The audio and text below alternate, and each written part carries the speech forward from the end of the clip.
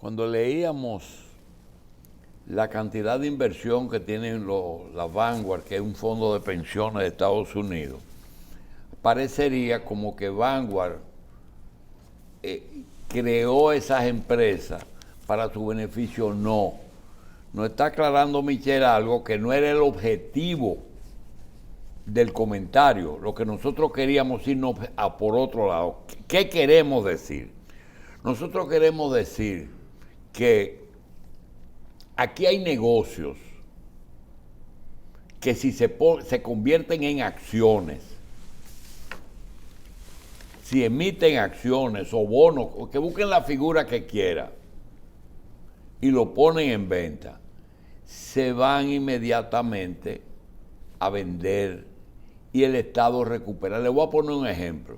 Si el Estado dice mañana que va a poner en venta el Banco de Reservas de la República Dominicana y somete una ley, somete lo que tenga que someter, inmediatamente la única institución que tiene suficiente dinero en banco ganando beneficios que a los muchos años no le va a alcanzar para cubrir las pensiones y que está buscando inversiones a largo plazo que tengan mucho beneficio, inmediatamente usted puede ver que va a aparecer. ¿De quién es el Banco de Reserva? Del Fondo de Pensiones de República Dominicana. Ponen en venta Catalina. ¿De quién es? Del Banco de Reserva, del Fondo de Pensiones de República Dominicana. Si ponen en venta el Aeropuerto de las Américas, el Fondo de Pensiones de República Dominicana. Si por una razón u otra, que puede ser que el sector privado quiera vender, por ejemplo, el aeropuerto de Punta Cana, el Fondo de Pensiones no tendría ningún problema si se permite invertir ahí. ¿Y qué usted va a encontrar? Que el Fondo de Pensiones de República Dominicana es dueño del Reserva, de un porcentaje alto de Catalina, de un porcentaje alto del Aeropuerto de las Américas, de un porcentaje alto de cualquier cosa que dé beneficio. Entonces, no es al revés, no es que ellos se están adueñando, es que colocan su dinero a donde alguien necesita recuperar su inversión, aunque pierda a largo plazo la posibilidad de tener mucho beneficio. Eso es lo que estamos diciendo. Catalina, el dueño natural es el fondo de pensiones. Pero también resulta que aquí, como decíamos ayer, hay una economía subterránea, no ilegal. No estoy hablando del narcotráfico, la evasión de impuestos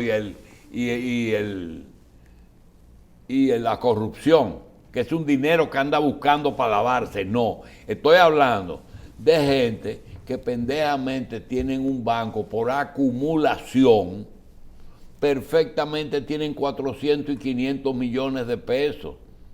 Aquí hay banquitos pequeños que tienen 2 o 3 clientes que hacen 2 o 3 mil millones entre 2 o 3 clientes.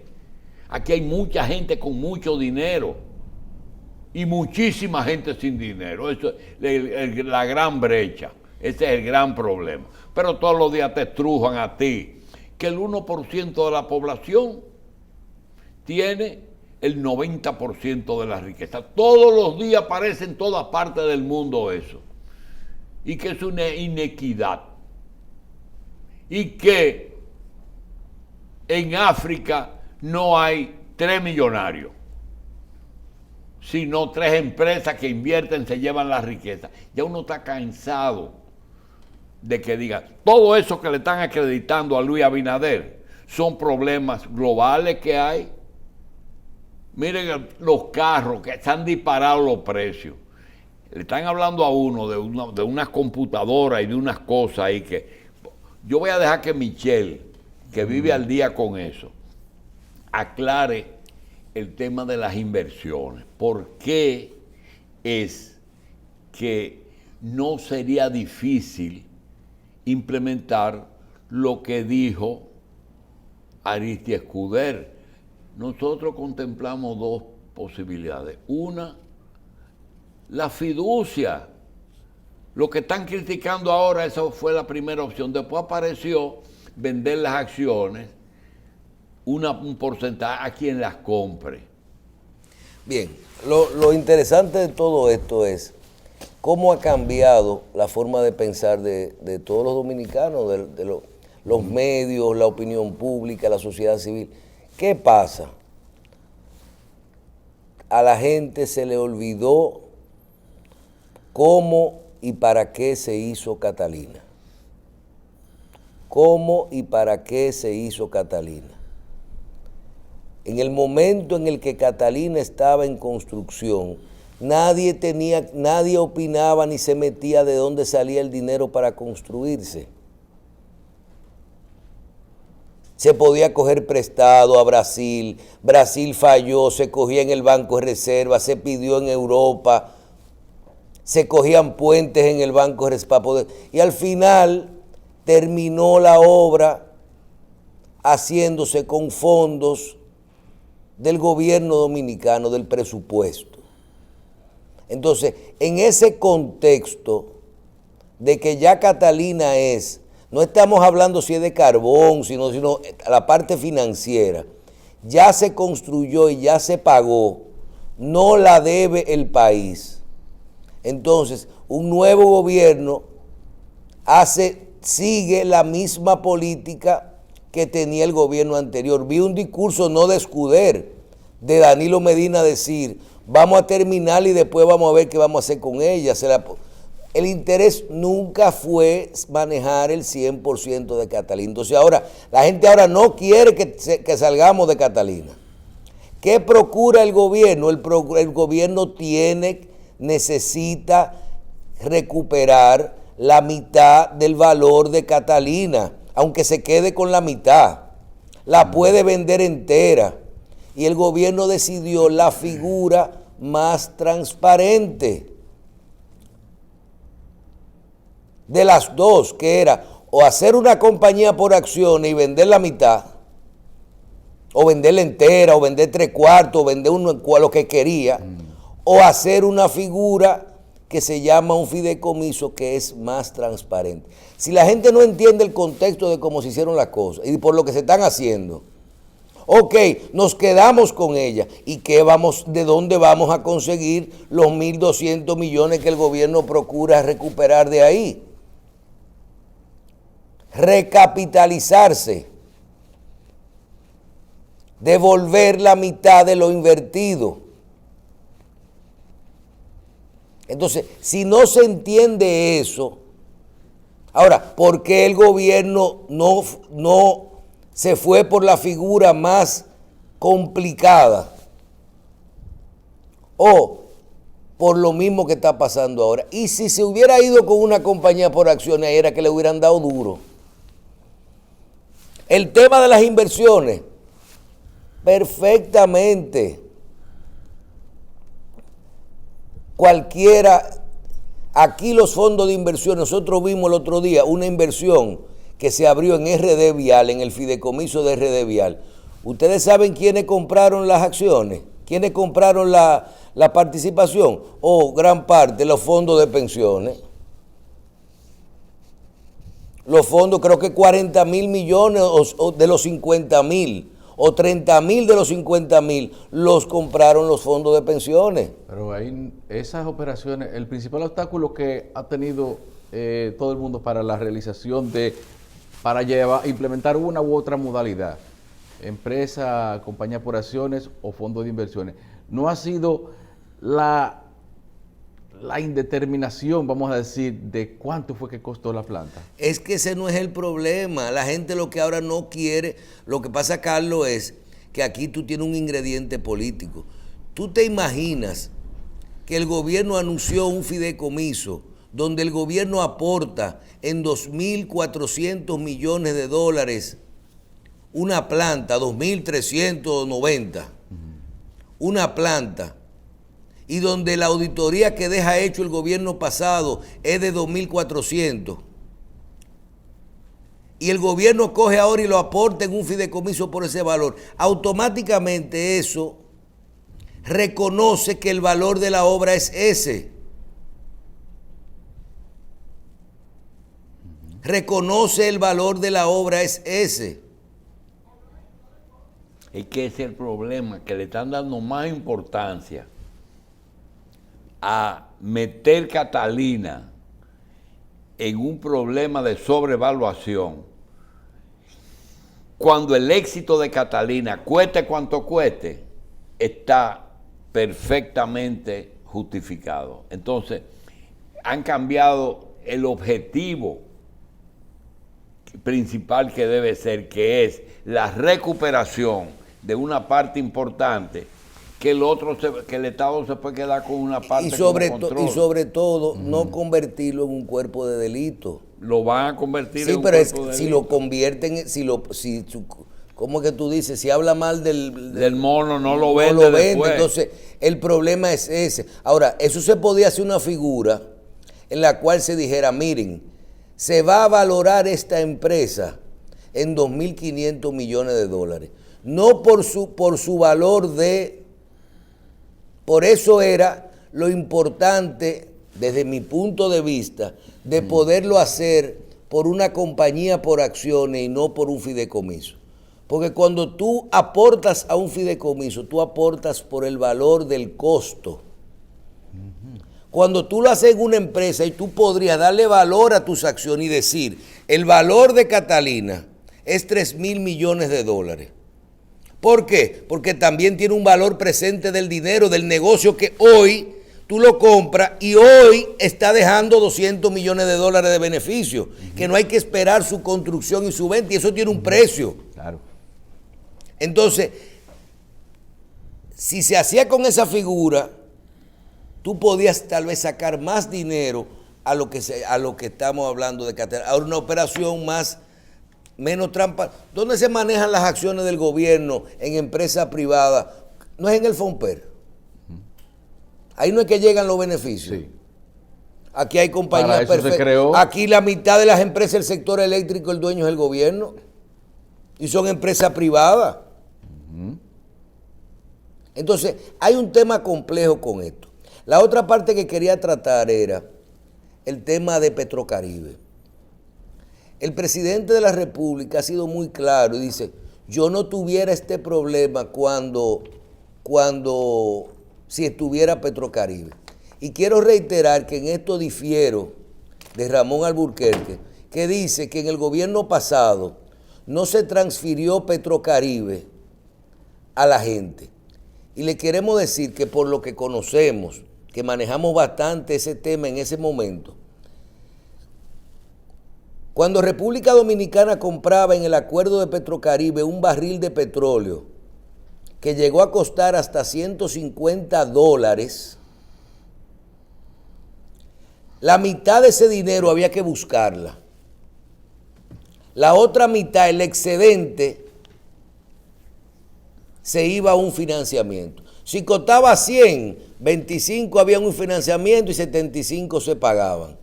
Si estaba 150, 75 se pagaban y 75 iban a un financiamiento. Michel, pero hay una cosa que hay que advertir. Los países productores de petróleo están asociados y ellos tienen un acuerdo, y es que no pueden vender el petróleo más barato que ningún otro. Todos deben venderlo al mismo precio. Pero Venezuela aprovechó y una laguna que había la llenó, y ellos pueden financiar el petróleo, que fue por donde se creó Petrocaribe, porque Petrocaribe no te vende petróleo más barato, que fue la lectura errada que le dieron al presidente Abinader, que dice, yo no tengo Petrocaribe. Es que Petrocaribe lo que hacía es que le fiaba del 50. Sí, pero es que el argumento de Ramón Alburquerque y del presidente, aquí hay un problema, porque es que la gente no, cuando tú no quieres entender, la gente no entiende. Es cuando no quiere. Pues no quiere entender. Hoy, ¿cuál es el problema? El problema es hoy que cuando sube el combustible, cuando sube el petróleo, sube el combustible, el galón de gasolina 1 en la bomba. Entonces, el gobierno, para poder mantener ese precio que no suba tanto, tiene que hacer compensaciones para que no suba en la misma medida que tiene que subir. Tengo que mandar 2.000 millones toda la semana para que eso, déjame mandar 500 para que nada más suba 5 pesos. Cuando existía Petrocaribe, esa compensación, el gobierno no la transfería 100% al dominicano porque la llevaba, no tenía que buscar ese dinero porque lo llevaba a préstamo. Entonces, ¿qué dice el presidente? Si yo hubiera tenido Petrocaribe, yo dejo la gasolina barata y como no tengo el dinero para buscar toda la semana esa diferencia, yo lo llevo a préstamo, que era lo que hacía el gobierno anterior. ¿No era lo que se ahorraban, lo cogían para otra cosa? No se cogía para otra cosa, se cogía en diferentes cosas. Se cogía en diferentes cosas. A veces se transfería un poquito al combustible, porque entonces hubo una época que teníamos un Petrocaribe, pero bajó el precio. Porque hubo una época que la diferencia no era tanto, el petróleo no se mantuvo tanto tiempo alto, pero al punto de que al final compramos la deuda por la mitad. Sí. Pero hubo mucho que pagamos con habichuela.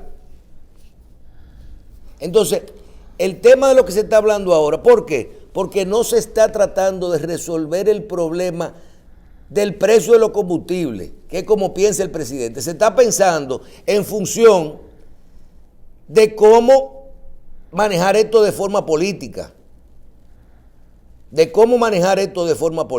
Hoy perfectamente nosotros podemos comprar un seguro. Nosotros debiéramos comprar perfectamente un seguro que se puede decir, llámame a la gente que vende petróleo.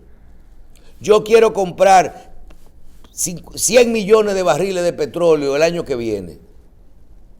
Y yo te pago ese petróleo a $60, no importa que esté a 100 y no importa que esté a 40. Y te van a decir, no, a 70. Entonces se hace un seguro de eso y tú dices, si se puso a 40, yo me arriesgo a comprarlo a 70, pero si se puso a 120, yo tengo el petróleo a 70. Entonces, hay cosas que hay que hacer. Hoy anunció el presidente que van, dentro de lo que está pasando, van a reformar la ley de hidrocarburos. Ahí sí se puso la cosa difícil. ¿Cómo vamos a modificar la ley con todos los problemas que tiene? ¿Tú sabes lo que es la ley de hidrocarburos? La famosa formulita. La formulita, sí. Tenemos que hacer una ley nueva que gane menos, que nos mantenga ganando los impuestos que están en nuestro presupuesto dentro de los combustibles. Que la gente entienda que no le dé tan duro los impuestos y el precio internacional y que perciba que esa ley es mejor que la que está ahora, esa fórmula es mejor que la que está ahora. Que ya no se tome como precedente el famoso petróleo de Texas. Vamos a tomar como precedente el valor real de lo que se compra.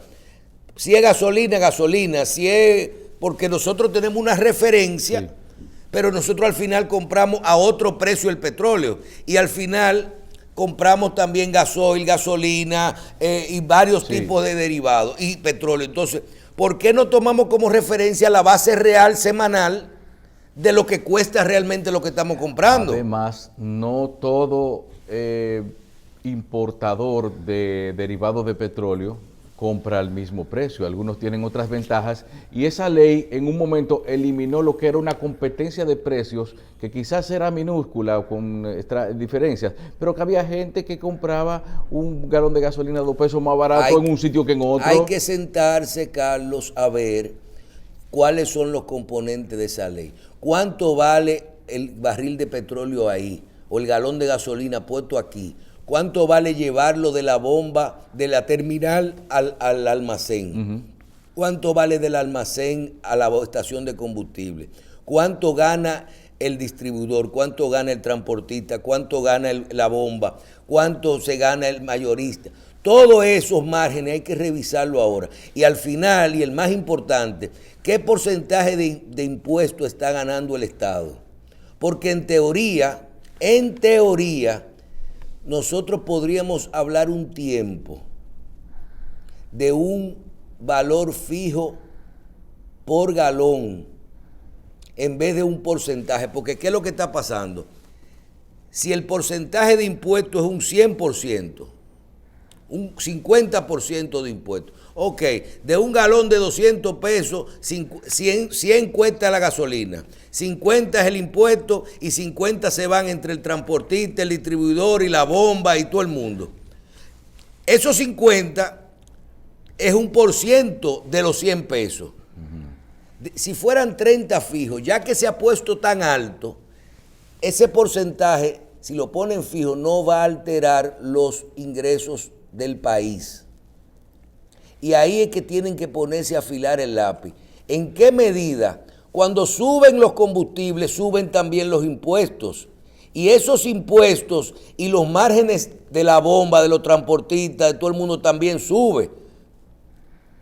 Porque te voy a decir una cosa, si una bomba se gana el 10%, no es lo mismo el 10% de 170 que el 10% de 250 pesos el galón. Claro. Entonces, en la medida que esos porcentajes no estén por galón, sino estén por porcentaje del precio bajo, incluyendo los impuestos, eso hay que revisarlo. Tenemos que revisarlo completo y tenemos que ver que el presidente ya anunció que lo va a hacer. Una tarea difícil. ¿Tú sabes por qué yo no me hubiera metido a renovarlo? A modificar eso. Por la misma razón que no se hizo cuando comenzó el gobierno. ¿O tú no has visto que ahora sacan todos los videos de todo lo que se dijo con respecto a los combustibles? Todas las críticas. ¿Por qué no se hizo hasta ahora? Porque nosotros dentro de nuestro presupuesto tenemos un monto importante que viene del impuesto a los combustibles. Uno de los impuestos que más fácil se cobra. No se puede vivir. El gobierno dominicano necesita para su presupuesto los 1.200 millones de Catalina. El gobierno dominicano tiene que cargarle a las telecomunicaciones casi un 30%. Entonces, cuando tú dices que tú tienes la necesidad de bajar eso, porque la gente entiende que todos entendemos que aquí tenemos muchos impuestos a las telecomunicaciones, mucho impuesto en la combustible, y mucho impuesto en los pasajes aéreos, y mucho impuesto en ese tipo de cosas. Y con eso, y que no queremos vender los activos del Estado. Tenemos que venderlo porque nosotros estamos contando con ese ingreso. Y eso es lo que hay que decirle a la gente, claro, que eso está ahí para generar impuestos. Ahora, si usted quita eso, usted tiene que tumbar todo lo otro. ¿Cómo vamos a modificar la ley de los combustibles? Sin modificar, sin cambiar los ingresos tan importantes que tiene el gobierno por parte de la venta de los combustibles. Esto llegó a un punto tan importante que si esto se sigue acercando a los $100 y a los 100 y pico, y no estamos hablando, gracias a Dios que tenemos un dólar estable. Gracias a Dios que tenemos un dólar estable. Pero te voy a decir algo. Aquí hoy se pone la gasolina a 175, a 180 pesos, a 200 pesos. Y aquí no se habla más de los impuestos a los combustibles.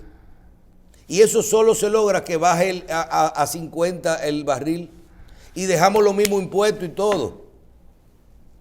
Ya la cosa se puso tan alta que aquí ya se olvida el tema de los impuestos, de la formulita y de todo.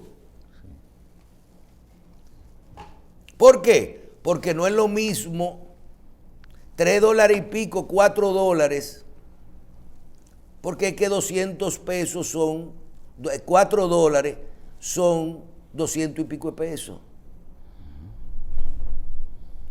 Lo que pasa es que ahora vivimos al 57, al 58, al 56. No vivimos al 30, al 40, al 45 como cuando esto comenzó. Entonces estamos hablando de los mismos dólares. Estamos hablando de los mismos dólares. Que ahora, como está al 50 y pico, con ese ingrediente de ese petróleo a 93, nosotros no tenemos mucho espacio para trabajar.